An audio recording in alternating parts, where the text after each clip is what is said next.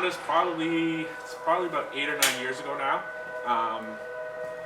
There was a guy in our neighborhood, he picked up this gray Honda, and it had a VTEC motor in it, and it happened to be a B16 one, and the world had changed for us, you know, at VTEC, so everybody would drive around in his car, and it was such a good time. And I had like a stock Honda at the time that I got to go to school with, and it was time to make some upgrades, let's say.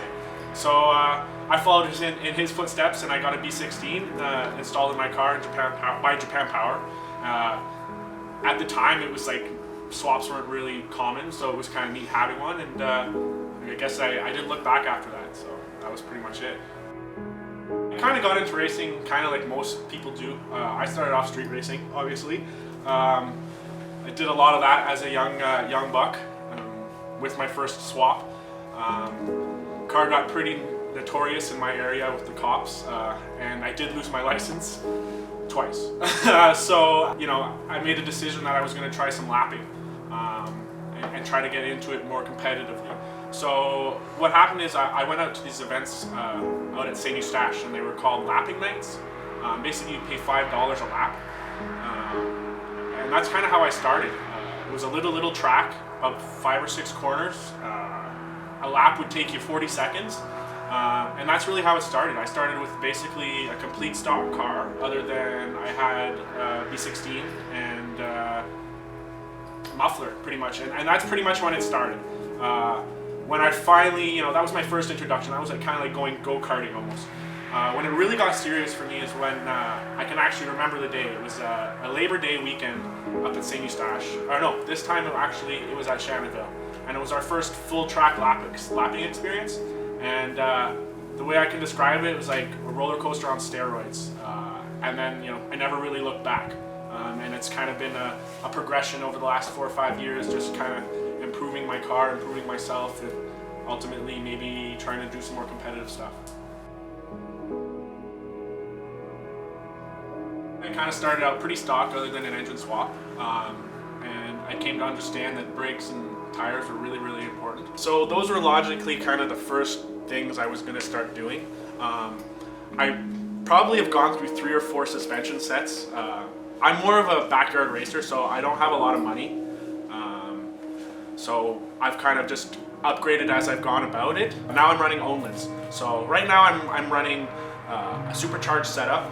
It's a B series. I like to stay B series because, again, I like to keep things cheap.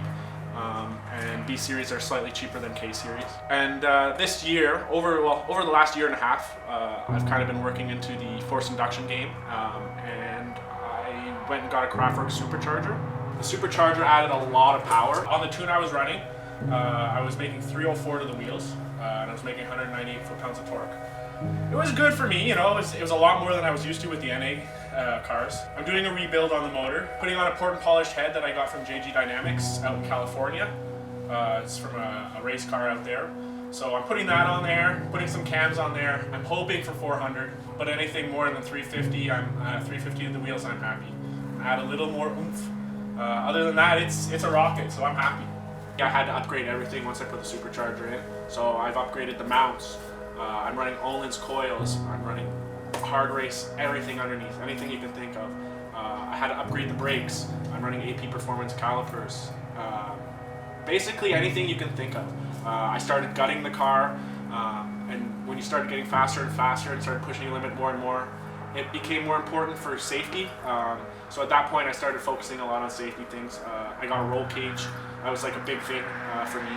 Harness, obviously. I did get a fire suppression system this year just in case.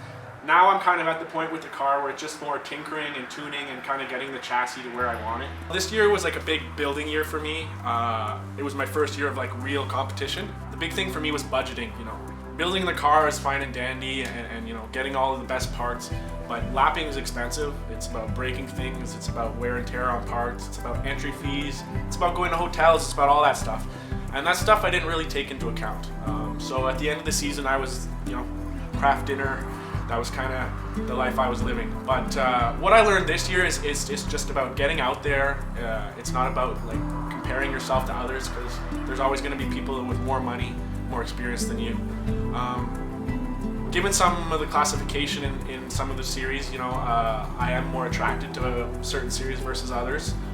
This year, I hope to in the future try grid life down in New Jersey and Michigan. That would be big for me, and to continue with my CSCS route and hopefully get some placing in the Super Street front wheel drive. Given that it's such a tight class, I'm not sure I will, but fingers crossed.